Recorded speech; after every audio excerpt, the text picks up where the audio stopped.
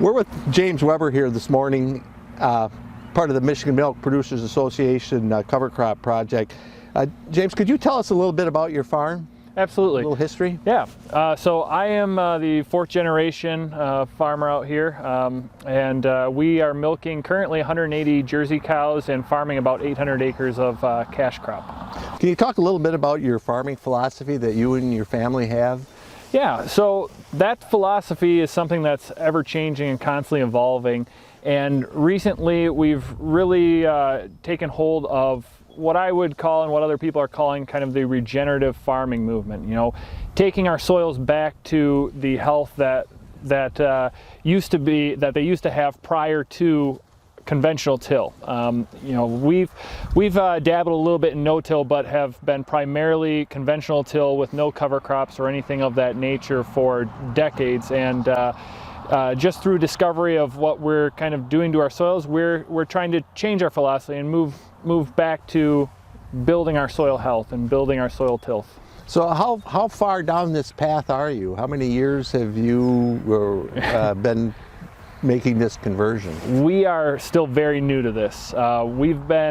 We started experimenting with cover crops 4 years ago. That was our first step into this, and that involved throwing out 150 pounds of cereal rye on a field. And we learned from that. That field that received that cereal rye had a heavy application of manure, and it was so thick the next spring when we cut it, we had to drive about half a mile per hour with our sickle bar mower because it just wouldn't go through. But it was an eye-opening experience for us for a couple of reasons. We saw the potential of double cropping in a way that we had never done so before, so we could feed our animals with ground that can then still handle a cash crop of corn or soybeans or navy beans the following year. And we also watched as we reduced the amount of dust that we had blowing around our house.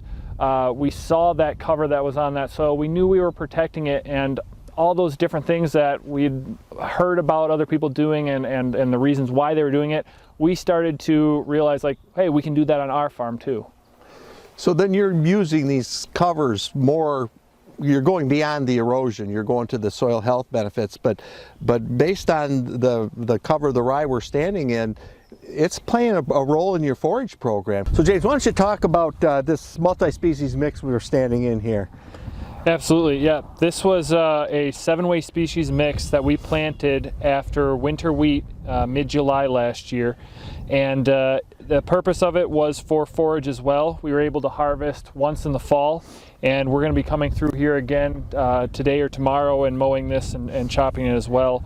And within those species, we have a lot of different things, a lot of different species doing a lot of different things. One of those was to break up compaction layers, and that's accomplished by all of them, but primarily a nitro radish right here.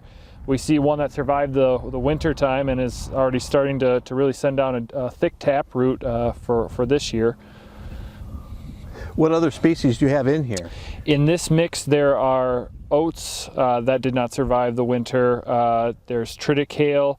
There were peas that didn't survive the winter time. We have hairy vetch, which did pretty well surviving the winter, which is our great nitrogen fixer. So you got a good combination of legumes, grass, brassica, warm and cool season to kind of create that soil diversity that many farmers are looking for. Yeah, hopefully some of these things that can have a synergistic effect and really complement each other in what they're doing with nutrients. So how are you using these covers as you're formulating your ration for your cows? We're trying to make the move to having a higher forage percentage in our ration. So we're going to be using some of these different species out here for a higher digestibility, which will allow us to reduce some of our dependency on grains and other sources that are a little bit more expensive. We want to feed the cow more forage, more stuff that we're growing on our farm. Does that impact the components in your milk? Anytime you can feed a higher forage diet, you're typically going to be boosting our milk fat, our milk protein, and for us, that's what our goal was with having Jersey cattle, is we want to have a more dense product that we can pay less on shipping. Okay, so you're using these as forages, but in Is there other advantages? For example, does this give you different opportunities to haul manure by having different forages, planting them at different parts of the season? Does it open up any windows for you? Absolutely, yeah. We see that opening up a lot more windows with some of the cocktail mixes that we're throwing in on our farm.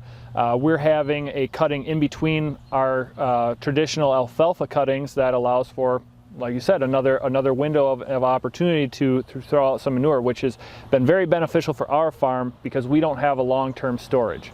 We're running on 2 weeks of storage at any given point in the year, so it really helps us to put that manure out there when it can especially benefit a different crop as well. So these cover crops are then going to take that manure when it's applied like that and recycle those nutrients through and turn it into more forage versus running the risk of any runoff or things of that nature.